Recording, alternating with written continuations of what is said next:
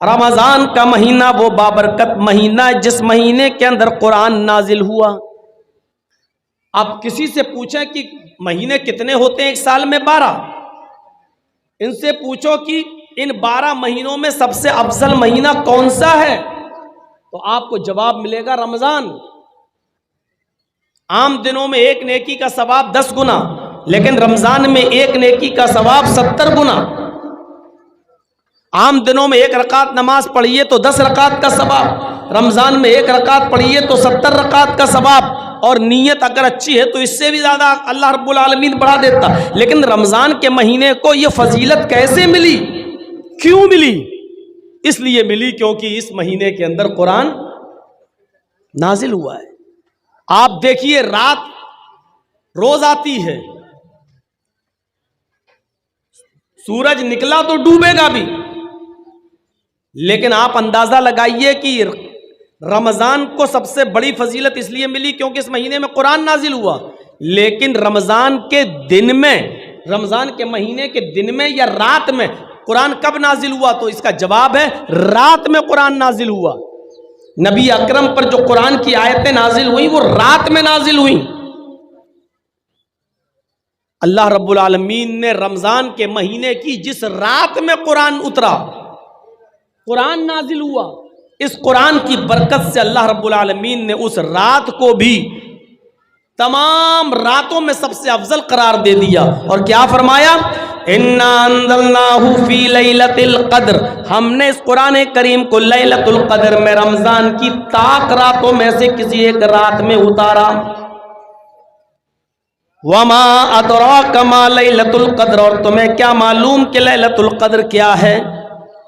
جس رات میں ہم نے اس قرآن کریم کو نازل کیا، اس قرآن کے نازل ہونے کی وجہ سے اللہ رب العالمین نے اس رات کو 1000 مہینوں کی عبادت سے زیادہ فضیلت عطا فرما دی۔ لیلۃ القدر خیر من الف شہر، اس رات کا جاگ لینا 1000 مہینوں کی عبادت سے زیادہ بہتر ہے۔ 1000 مہینوں کی عبادت ایک طرف، اور اس ایک رات کی عبادت ایک طرف، اور اس ایک رات کی عبادت 1000 مہینوں کی عبادت سے زیادہ افضل۔ اب آپ اندازہ لگائیے اس رات کو یہ فضیلت کیوں ملی؟ قرآن کریم کی برکت سے۔ آپ ان بچوں کو معمولی مت سمجھیے، جنہوں نے حفظ کیا ہے یہ وہ بچے ہیں جب زمین پر چلتے ہیں تو رب کعبہ کی قسم یہ ننگی زمین پر نہیں چلتے، ان کے قدم کو زمین پر رکھنے سے پہلے فرشتے اپنے پر بچھا دیتے ہیں۔ سمندر کی مچھلیاں قرآن کا علم حاصل کرنے والوں کے لیے سمندر میں دعا کرتی ہے، آسمان کے فرشتے ان کے لیے رحمت کی دعا کرتے ہیں۔ غور کیجئے، یہ قرآن جس شہر میں نازل ہوا اللہ نے اس کو ام القری بنا دیا۔ قرآن جس مہینے میں نازل ہوا اللہ نے سید الشہور بنا دیا۔ قرآن جس رات میں نازل ہوا اللہ نے اس رات کو لیلۃ القدر خیر من الف شہر بنا دیا، 1000 مہینوں کی عبادت سے زیادہ بہتر۔ یہ قرآن جو فرشتہ لے کر آیا، وہی فرشتہ تورات بھی لے کر آیا تھا، وہی فرشتہ زبور بھی لے کے آیا تھا، وہی فرشتہ انجیل بھی عیسیٰ پر لے کر آیا تھا، لیکن اس وقت وہ ایک معمولی فرشتہ تھا، وہ صرف فرشتہ کہلاتا تھا۔ لیکن جب اللہ نے قرآن دے کر اس فرشتے کے ہاتھوں محمد رسول اللہ صلی اللہ علیہ وسلم کے پاس بھیجا، اور غار حرا میں اقرا بسم ربک الذی خلق خلق الانسان من علق، قرآن کی یہ آیتیں دے کر جب اللہ رب العالمین نے اس فرشتے کو بھیجا تو اس دن کی تاریخ سے اللہ رب العالمین نے اس فرشتے کو سید الملائکہ، تمام فرشتوں کا سردار بنا دیا۔ تمام فرشتوں کا سردار کون ہے؟ جبرائیل علیہ السلام۔ کیوں ان کو تمام فرشتوں کا سردار کیوں بنایا؟ کیونکہ یہ قرآن کریم لے کر آئے تھے جناب محمد رسول اللہ صلی اللہ علیہ وسلم پر۔ نبی سب برابر ہیں، کسی پر تورات اتری، کسی پر زبور اتری، کسی پر انجیل اتری، لیکن اللہ رب العالمین نے جب قرآن نازل کیا اور جس نبی کے اوپر قرآن اتارا، اس قرآن کی برکت سے اللہ نے اس نبی کو سید الانبیاء بنا دیا۔ ہم سوچ رہے ہیں, اندازہ لگا سکتے ہیں, سید الانبیاء, تمام نبیوں کا سردار, جتنے بھی پیغمبر اس دنیا میں آئے ہیں, چاہے وہ 1 لاکھ ہو, 1.25 لاکھ ہو, کم و بیش 1,24,000 ہو, جتنے بھی ہوں, قرآن جس نبی کے اوپر نازل ہوا, اللہ نے اس قرآن کی برکت سے اس نبی کو سید الانبیاء بنا دیا. اور یہ قرآن جس امت نے پکڑا اور پڑھا اور سیکھا, اپنے کنٹھسٹ کیا, اس پر عمل کیا, تو اللہ نے اس کو خیر امت بنا دیا. کنتم خیر امت, تم سب سے بہتر امت ہو.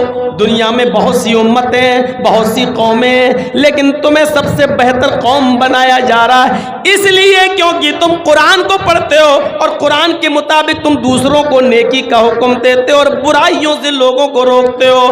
کنتم خیر امہ, قرآن جس امت نے پکڑا اس کو خیر امت کہہ دیا. جب قرآن شہروں کی حیثیت بدلتا ہے, فرشتے کی حیثیت بدلتا ہے, مہینے کی حیثیت بدلتا ہے, رات کی حیثیت بدل رہا ہے, تو ایسا کیسے ہو سکتا ہے جو قرآن پڑھائے اس کا مقام نہ بدلے اور جو قرآن پڑھے اس کا مقام نہ بدلے؟ ایسا کیسے ہو سکتا ہے؟ اس لیے اللہ کے نبی نے فرمایا, خیرکم من تعلم القرآن وعلمہ, تم میں سب سے بہتر وہ ہے جو قرآن کو خود پڑھتا ہے اور دوسرے کو پڑھاتا ہے, جو خود سیکھتا اور دوسرے کو سکھاتا ہے. یہ ہے قرآن کا مقام, یہ ہے قرآن کا مرتبہ, یہ ہے قرآن کی حیثیت جس نے دنیا کی تمام چیزوں کی حیثیتوں کو بدل دیا. اللہ کے نبی فرماتے ہیں, ان اللہ یرفع عن ھذا القرآن اقواما ویضع به الاخرین. اس قرآن پر عمل کرنے کی وجہ سے اللہ رب العالمین بہت سی قوموں کو ترقی دیتا ہے, عروج پر پہنچا دیتا ہے, ثریا عطا فرماتا ہے, اور قرآن چھوڑ دینے کی وجہ سے اللہ رب العالمین بہت سی قوموں کو ذلیل کر دیتا ہے, رسوا کر دیتا ہے, بہت سی قوموں کو نیست و نابود کر دیتا ہے.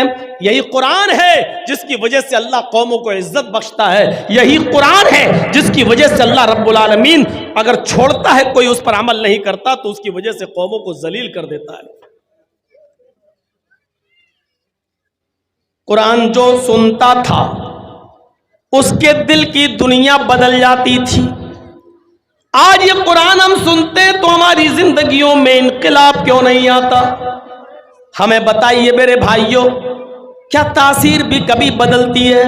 برف پہلے ٹھنڈا تھا, آج بھی برف ٹھنڈا ہے. آگ پہلے گرم تھی, آج بھی آگ گرم ہے. مرچ پہلے بھی تیکھی تھی, آج بھی تیکھی ہے. نمک پہلے بھی کھارا تھا, آج بھی کھارا ہے. چینی جب بنی تھی تب بھی میٹھی تھی, آج بھی چینی میٹھی ہے. گڑ جب پیدا ہوا تو بھی میٹھا تھا, آج بھی وہ میٹھا ہے. لیمو پہلے کھٹا تھا, آج بھی کھٹا ہے.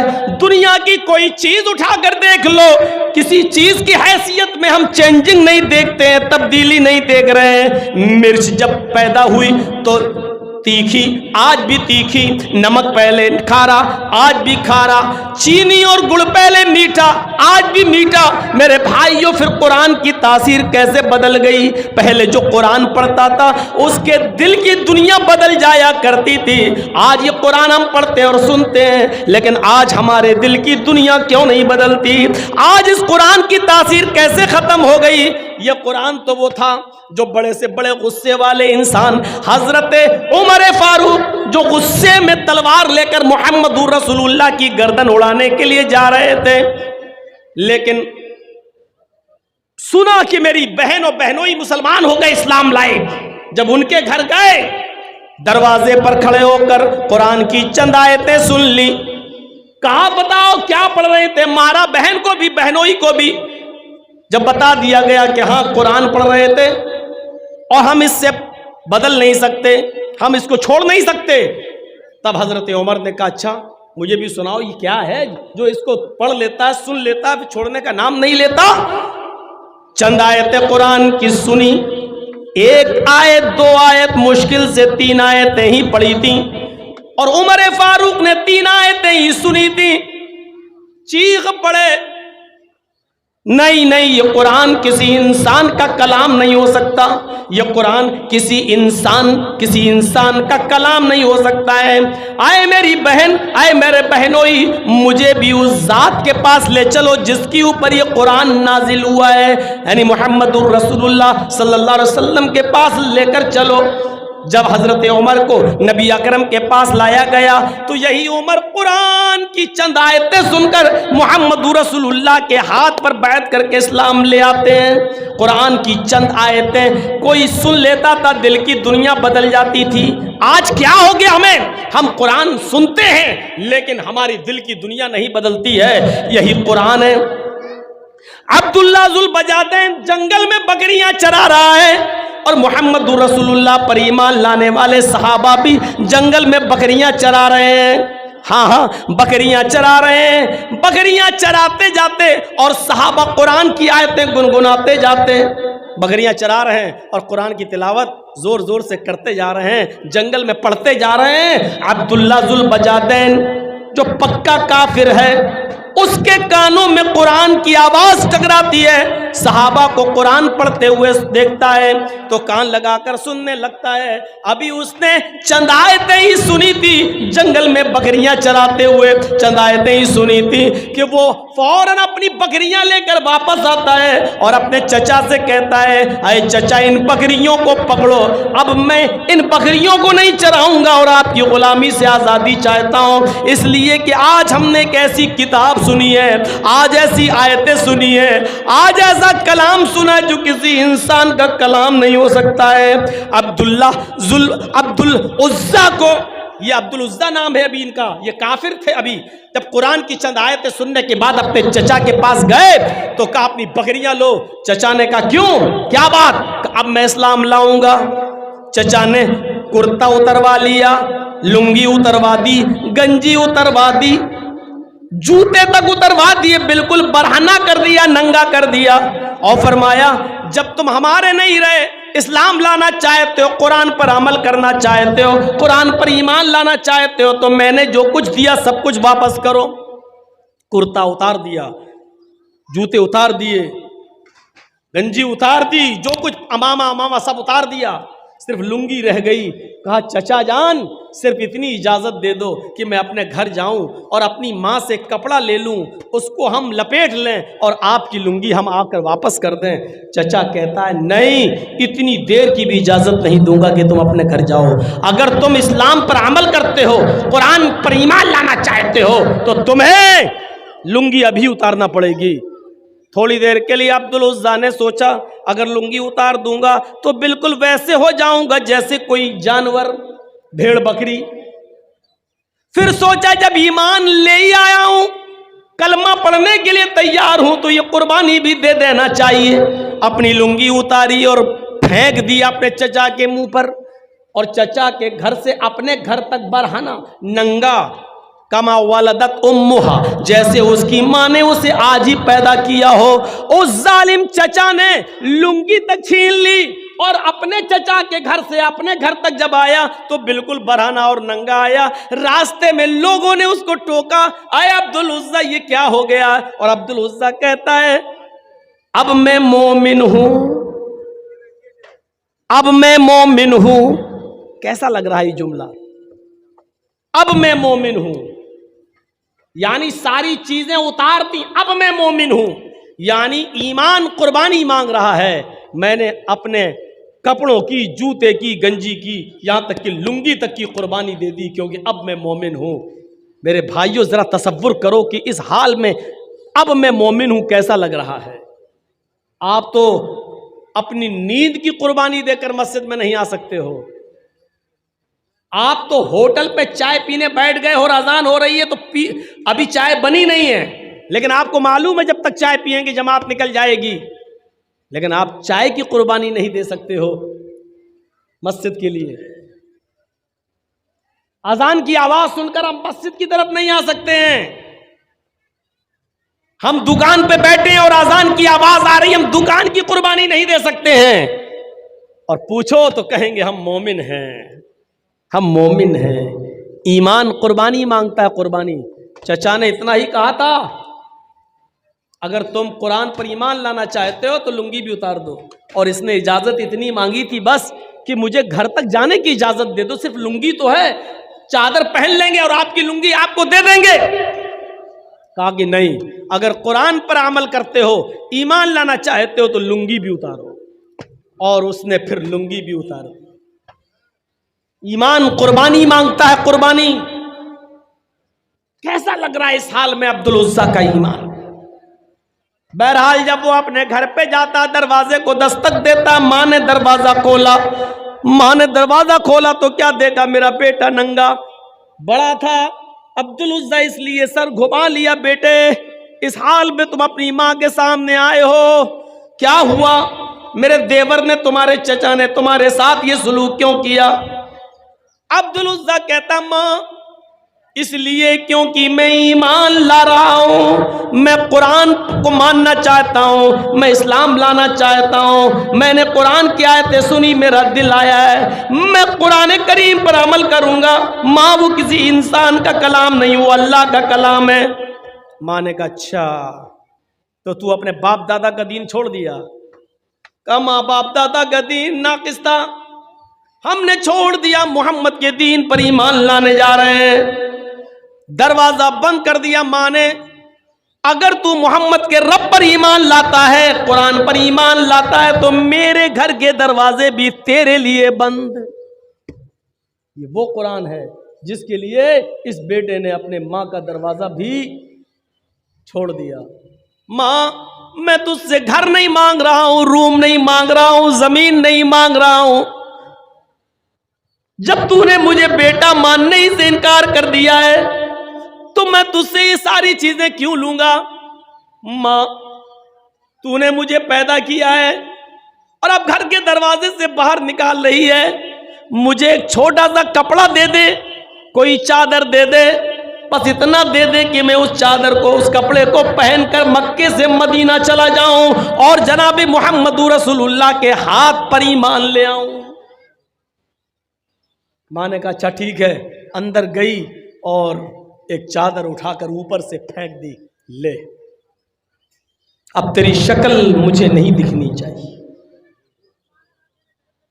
یہ ہے قرآن پر ایمان, اپنے گھر کی بھی قربانی. اب کوئی گھوڑا نہیں ہے, کوئی اونٹ نہیں ہے, کوئی چیز نہیں ہے, چادر کے 2 ٹکڑے کر دیے. جو ماں نے چادر پھینکی اس کے 2 ٹکڑے کر دیے, ایک ٹکڑا پہن لیا اور دوسرا ٹکڑا اوپر ڈال لیا اور چل دیا مکے سے مدینہ. جن لوگوں نے حج یا عمرہ کیا ہوگا وہ اچھی طریقے سے جانتے ہوں گے, کوئی تقریباً 400 کلومیٹر کی دور. تصور کیجیے آپ, عبد العزیٰ کے پاس گھوڑا بھی نہیں ہے, اونٹ بھی نہیں ہے, اور مکے سے مدینہ پیدل چل رہا ہے. جہاں تھک جاتا اوپر کی چادر زمین پہ بچھا لیتا, بیٹھ جاتا. جہاں نیند آتی اسی جگہ سو جاتا. تھوڑا بہت ستو جو لے کے آیا تھا وہی کھاتا جا رہا ہے. پانی جہاں مل جاتا پی لیتا. رات کا سفر دن کا سفر, رات کا سفر دن کا سفر. چند دنوں کے سفر کرنے کے بعد مدینہ پہنچتا ہے. فجر کی نماز کا وقت ہے, مسجد نبوی میں گھس جاتا ہے اور منبر کے پاس چپکے سے اسی چادر کو اوڑھ کر بیٹھ جاتا ہے. اللہ کے نبی صلی اللہ علیہ وسلم نماز پڑھانے کے لیے فجر کی جب آتے ہیں, منبر کے پاس چھپے ہوئے چپکے سے بیٹھے ہوئے اس آدمی پہ نظر پڑتی ہے جو چادر اوڑھ کر بیٹھا ہے. پوچھا ادھر کون؟ جواب دیا عبد العزیٰ. او عبد العزیٰ مکے سے آئے ہو؟ ہاں. کیسے آئے ہو؟ پیدل آیا ہوں. کیا کرنے آئے ہو؟ کہا آپ کو نبی ماننے کے لیے, قرآن کو آسمانی کتاب ماننے کے لیے. فرمایا پیدل چلے آئے ہو؟ کہاں چچا نے مجھے گھر سے نکال دیا, لنگی تک اتار دی, ننگا گھر تک آیا. ماں نے گھر کے دروازے بند کر دیے, صرف چادر لی, گھر چھوڑا, مکان چھوڑا, زمین چھوڑی, جائیداد چھوڑی, صرف قرآن کو اپنانے کے لیے، قرآن پر ایمان مضبوط کرنے کے لیے، اسلام پر ایمان لانے کے لیے میں آپ کے پاس چلا آیا۔ ادھر نبی اکرم چیختے ہیں، اے عبدالعزیٰ، گھر چھوڑ دیا، مکان چھوڑ دیا، بیوی بچے چھوڑ دیے، ماں چھوڑ دی، چچا چھوڑ دیا، کپڑا لتا سب چھوڑ دیا، پیدل چلا آیا اور ایمان بچا لیا، تو یہ سودا تم نے بہت سستے میں کر لیا ہے، اس ایمان کے بدلے میں تمہیں جنت ملے گی۔ کلمہ پڑھا، اسلام لے آیا، فرمایا اللہ کے نبی نے، آج کے بعد تمہارا نام عبدالعزیٰ نہیں ہے، بلکہ آج کے بعد تمہارا نام عبدالعزیٰ نہیں ہے بلکہ عبداللہ ذوالبجادین ہے، آج کے بعد تمہیں عبداللہ کے نام سے یاد کیا جائے گا۔ یہ تھا عبداللہ جس نے جنگل میں صحابہ کرام کے منہ سے نکلنے والی آیتوں کو سنا تو ایمان لے آیا، اس کی دل کی دنیا بدل گئی۔ یہ قرآن کی تاثیر تھی، لیکن آج قرآن کی تاثیر کیسے بدل گئی؟ ابھی میں نے مثال دی، ان کھانے پینے کی چیزوں کی تاثیر نہیں بدلی، قرآن کی تاثیر کیسے بدل گئی؟ آج ہم پڑھتے ہیں، رمضان میں پورا قرآن سنتے ہیں، کچھ مسجدوں میں ایک ہی رات میں پورا قرآن پڑھ لیا جاتا ہے، نئی دکان نئے مکان میں کرائے کے ٹٹوؤں کو بلا کر پورا قرآن ایک دن میں پڑھ لیا جاتا ہے۔ میں پوچھتا ہوں میرے بھائیوں، قرآن آج ہمارے حلق کے نیچے کیوں نہیں اتر رہا ہے؟ میں پوچھنا چاہتا ہوں قرآن کی تاثیر کیسے بدل گئی؟ یہ قرآن وہ قرآن تھا، یہ قرآن وہ کتاب تھی جو ڈنکے کی چوٹ پر اعلان کر رہی ہے کہ لو انزلنا ھذا القرآن علی جبل لرأیتہ خاشعا متصدعا من خشیۃ اللہ۔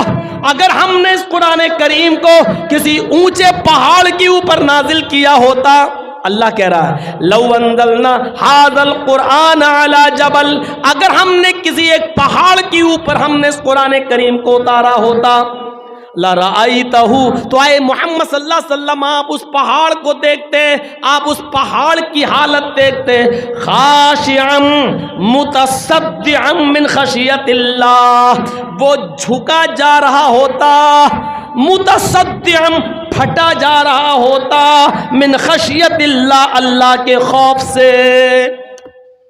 اگر ہم نے اس قرآن کریم کو انسان کے علاوہ اگر ہم نے پہاڑ پر اتارا ہوتا تو پہاڑ بھی اللہ کے خوف سے پھٹ جاتا، جھک جاتا، دھس جاتا۔ اس قرآن کریم کے بوجھ کو پہاڑ تک نے، اللہ کہتا ہے کہ ہم نے پیش کیا، ان عرضنا الامانۃ علی السماوات والارض، ہم نے اپنی اس امانت کو، اس قرآن کو آسمانوں پر پیش کیا۔ آسمان نے کہا نہیں اللہ، ہم اس کا بوجھ نہیں اٹھا سکتے۔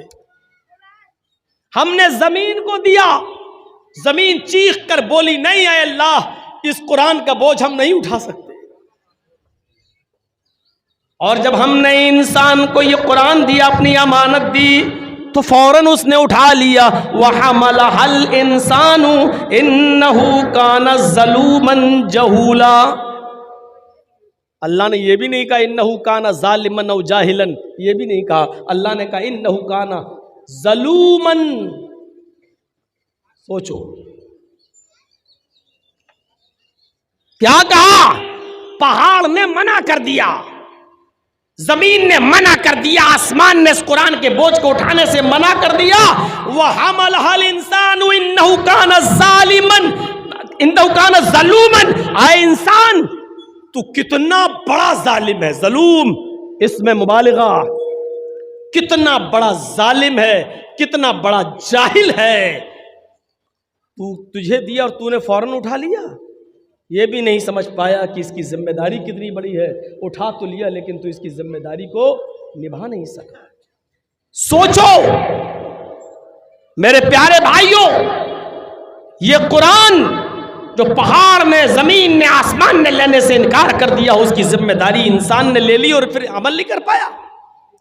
یہ قرآن وہ کتاب ہے جو چیخ کر ڈنکے کی چوٹ پر اعلان کر رہی ہے، چیخ کر کہہ رہی ہے، سنو، چیلنج کر رہی ہے دنیا والوں کو۔ اللہ رب العالمین نے فرمایا وَإِن كُنتُمْ فِي رَيْبٍ مِّمَّا نَزَّلْنَا عَلَىٰ عَبْدِنَا فَأْتُوا بِسُورَةٍ مِّن مِّثْلِهِ وَادْعُوا شُهَدَاءَكُمْ، آئے لوگو اگر تمہیں اس کتاب کے بارے میں، اس قرآن کے بارے میں ذرہ برابر، رائی کے دانے کے برابر بھی اگر شک ہے، ذرہ برابر بھی سرسوں کے دانے کے برابر بھی اگر شک ہے، یہ محمد نے اپنے پاس سے بنا لی. اگر تمہیں ڈاؤٹ ہے کہ یہ اللہ کی طرف سے نازل کی ہوئی کتاب نہیں ہے، یہ محمد اور اس کے ساتھیوں نے بنا لی، اگر تم یہ سمجھتے ہو تو میں تمہیں چیلنج دیتا ہوں، فَأْتُوا بِسُورَةٍ مِّن مِّثْلِهِ، تو قرآن کی سورت کی طرح ایک ہی سورت بنا لاؤ. فَأْتُوا بِسُورَةٍ مِّن مِّثْلِهِ، قرآن کی کسی ایک سورت کی طرح کوئی سورت بنا دو، جاؤ بنا کر دکھاؤ. قرآن کا یہ چیلنج 1400 سال پہلے بھی تھا، قرآن کا یہ چیلنج 1400 سال کے بعد آج بھی موجود ہے. آج بھی بہت سے یہودی عرب ممالک کے اندر عربی بولتے ہیں. آج بھی بہت سے یہودی، چلے جائیے شام میں، چلے جائیے اردن میں، چلے جائیے الجزائر میں، چلے جائیے سعودی عرب کو چھوڑ کر آپ اور دوسرے عربی ممالک میں چلے جائیے، وہاں آج بھی عربی بولنے والے یہودی، عربی بولنے والے عیسائی آج بھی موجود ہیں. قرآن کریم کا یہ چیلنج ان کو بھی ہے. تم تو عربی سمجھتے ہو، تم تو عربی بولتے ہو، جاؤ تم قرآن کی سورت کی طرح کوئی ایک سورت بنا کے لے آؤ. لیکن وہ عربی جاننے والے یہودی، عربی جاننے والے عیسائی بھی قرآن کی سورت کی طرح کوئی سورت نہیں بنا سکے. آج تک یہ چیلنج قبول نہیں کر پائے. سوچئے، اور کائنات کی صبح تک، قیامت کی صبح تک کوئی بھی شخص قرآن کی صورت، ایک بھی صورت کی طرح کوئی صورت نہیں بنا سکتا. اور سورہ بقرہ کی طرح 2.5 پارے کی صورت نہیں کہا اللہ تعالیٰ نے، بِسُورَةٍ نکرہ استعمال کیا. چھوٹی سے چھوٹی قرآن کی صورت کی طرح کوئی صورت بنا کے دکھا دو. اور قرآن کی سب سے چھوٹی صورت کون سی ہے؟ اِنَّا أَعْطَيْنَاكَ الْكَوْثَرَ فَصَلِّ لِرَبِّكَ وَانْحَرْ إِنَّ شَانِئَكَ هُوَ الْأَبْتَرُ. اللہ چیلنج دے رہا ہے، 2.5 پارے کی صورت سورہ بقرہ کی طرح نہیں، اس صورت اِنَّا أَعْطَيْنَاكَ الْكَوْثَرَ فَصَلِّ لِرَبِّكَ وَانْحَرْ إِنَّ شَانِئَكَ هُوَ الْأَبْتَرُ. جاؤ اتنی چھوٹی صورت کی طرح کوئی صورت لے آؤ.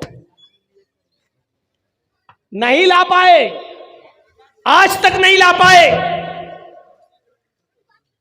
اور ایک بار مقابلہ ہوتا تھا عرب کے اندر، مقابلہ ہوتا تھا شعر و شاعری کا.